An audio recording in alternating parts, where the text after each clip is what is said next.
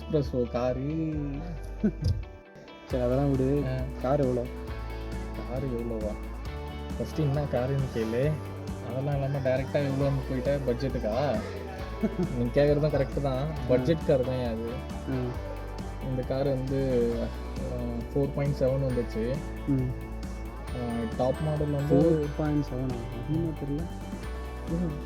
4.7 எப்படியே அதிகமாகிடும். இப்போ நீ வந்து பார்த்தோன்னா ஃபஸ்ட் டைம் பையர்ஸ் காரு அப்படின்னு போனால் எல்லாருமே வந்து பெரும்பாலும் சொல்கிற ஒரு கார் வந்து ஆல்டோ சொல்கிறாங்க.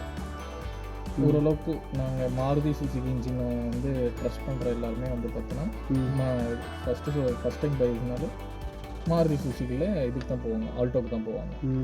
ஸோ அப்படி ஆல்டோக்கு அவங்க ப்ரிஃபர் பண்ணிட்டு இருந்தாங்க. ஆனால் ஆல்டோவில் வந்து பார்த்தோன்னா நம்மள மாதிரி கொஞ்சம் யங்ஸ்டர்ஸ் இல்லை, என்ன மாதிரி யங்ஸ்டர்ஸ்லாம் வந்து வாங்குற போது பார்த்தோன்னா ஆல்டோ ரொம்ப சின்ன காராக இருக்குன்னு கலாய்ச்சி. குழந்தை என்ன பண்ணுது? குழந்தை விளையாடிட்டு இருக்கா. யங்ஸ்டரு. ஓகே. அந்த ஃபஸ்ட் டைம் பையர்ஸ் வந்து ஆல்டோக்கு போனாலும் நம்மள மாதிரி யங்ஸ்டர்ஸ் வந்து ப்ரிஃபர் பண்ணும்போது பார்த்தோன்னா ஆல்டோ ரொம்ப விரும்புறது இல்லை. ஏன்னா கார் சின்னதாக இருக்குது, கொஞ்சம் ஸ்டைலாக இல்லை, பர்ஃபார்மன்ஸ் கம்மியாக இருக்குது. ஸோ அந்த மாதிரிலாம் நிறையா சொல்லிட்டு இருப்பானுங்க பசங்க. அதே மாதிரி சின்ன சோப்பு டப்பா மாதிரி இருக்குது அந்த மாதிரி. எனக்கு வெளியில் ஓகே, ஆனால் உள்ளே கொஞ்சம் நல்லா ஸ்பேஸே தான் தெரியும். நம்ம 2 பேர் உட்காந்துருக்கு கேப்பே பாருங்கள் எவ்வளோ கொஞ்சம் அதிகமாகவே இருக்குது. அதுதான் அது மாதிரி பேக்லேயும் 3 பேர் போட்டு வைக்கலாம் போல. ஆமாம், ஆனால் வெளியில் பார்க்க சின்ன கார் மாதிரி தான் தெரியுது, ஆனால் உள்ளே நல்ல ஸ்பேஸஸாக தெரியுது. உனக்கு ரேட் வைஸ் நீ பார்த்தோன்னா ஆல்டோவோட இது கம்பேர் பண்ணும்போது ரொம்ப பெரிய டிஃப்ரென்ஸ் இல்லை. ஒரு 50,000 50,000 ரூபா அந்த ரேஞ்சில் தான் டிஃப்ரென்ஸ் இருக்குது. ரொம்ப பெரிய டிஃப்ரென்ஸ்லாம் கிடையாது. ஆல்டோக்கும் இதுக்கு எவ்வளோ வேரியன்ஸ் வருது? இது ஒரு 50,000 ரூபா டிஃப்ரென்ஸ். ரொம்ப பெரிய டிஃப்ரென்ஸ் தான். நீ எடுக்கிற மாடலை பொறுத்து நீ ஆக்சசரிஸ்லாம் இன்க்ளூட் பண்ணுறியா இல்லையா அதெல்லாம் பொறுத்து கொஞ்சம் ரேட் அதிகமாக வரும். பட் நார்மலாக நீ ஒரு பேசிக் மாடல் எடுக்கிற, நீ ஒரு ஆல்டோவுக்கு போகிற அப்படிங்கும்போது ஆல்டோவை கம்பேர் பண்ணும்போது நீ இந்த காருக்கு வந்தனா, எஸ்ப்ரெஸோவுக்கு வந்தனா கன்ஃபார்மாக ரொம்ப பெரிய டிஃப்ரென்ஸ் கிடையாது. பட்ஜெட் உனக்கு பெருசாக மாறாது. அந்த பட்ஜெட்டோட உனக்கு ஒரு 50,000 ரூபா மேலே நீ கொடுக்குற மாதிரி வரும். பட் அந்த 50,000 ரூபாய்க்கு ஒர்த்தா இது அப்படின்னு நீ கேட்க போனோன்னா 100% ஒர்த்து. டண்டடாங். சரி, நீ ஃபஸ்ட்டு போனது வந்து செகண்ட் ஹேண்ட் கார் தான். என்கிட்ட நம்ம 2 பேரும் போய் டெஸ்ட் ட்ரைவ் பார்க்க போனது செகண்ட் காரில் தான் போய் பார்க்க போனோம். செகண்ட் ஹேண்ட் காரில் இருந்து 3 அந்த ரேஞ்சில் தான் இருந்தேன். டக்குன்னு எக்ஸ்ட்ரா ஒரு 1.5 lakh போட்டு 4 lakh. நான் ஏன்னு உனக்கு சொல்கிறேன் என்னென்னா, ஆக்சுவலி நான் ஃபஸ்ட்டு செகண்ட்ஸ் தான் பார்த்துட்டு இருந்தேன். ஸோ செகண்ட்ஸ் வந்து எந்த அளவுக்கு ட்ரஸ்டபுளாக இருக்குன்றது எனக்கு ஒரு டவுட் வந்துடுச்சு.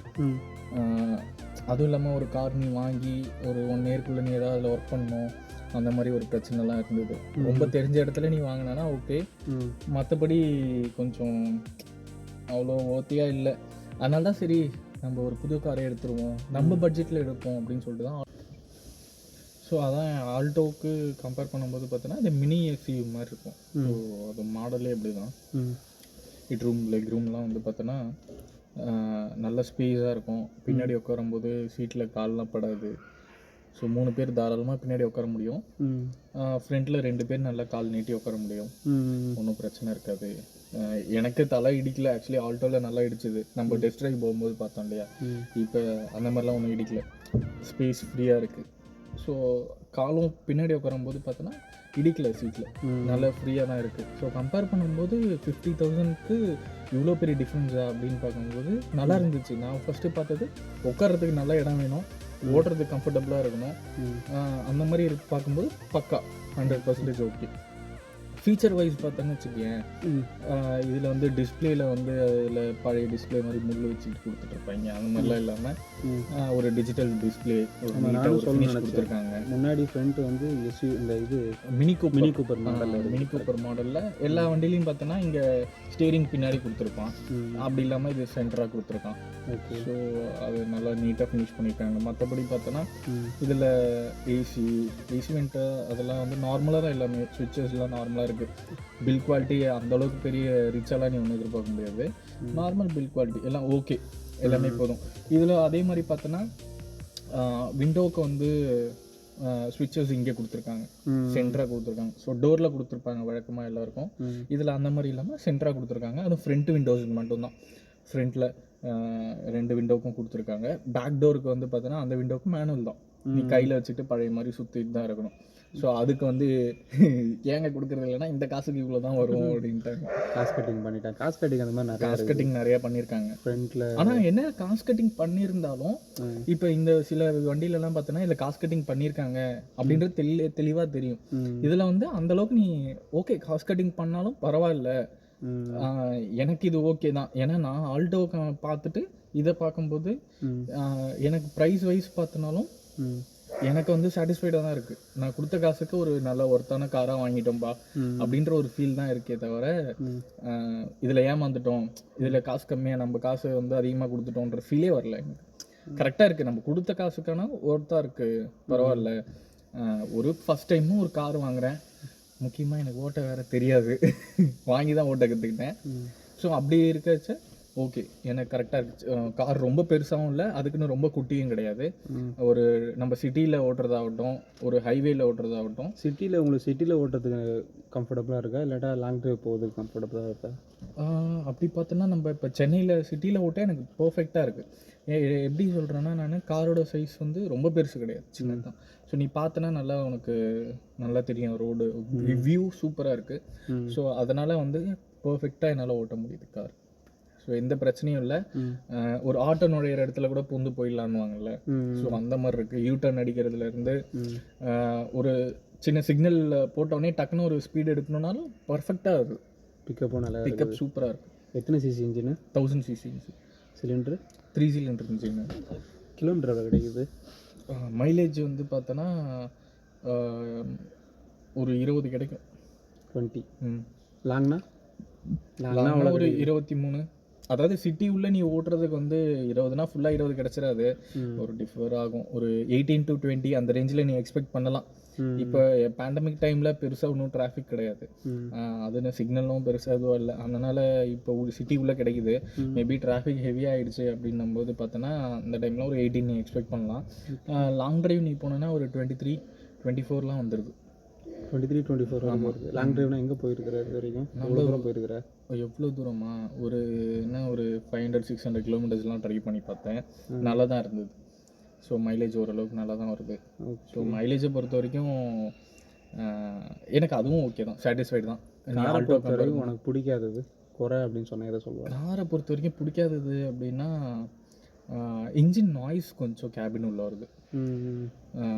ஹெவியாக இல்லை, அதான் நாய்ஸ் வருது அப்படின்னு நீ ரொம்ப கவனித்து கேட்டேன்னா தான் உனக்கு தெரியும். இப்போ நீ நார்மலாக காரை ஸ்டார்ட் பண்ணும்போது ஒரு மைல்டான வைப்ரேஷன், அந்த வைப்ரேஷன் இருக்கு.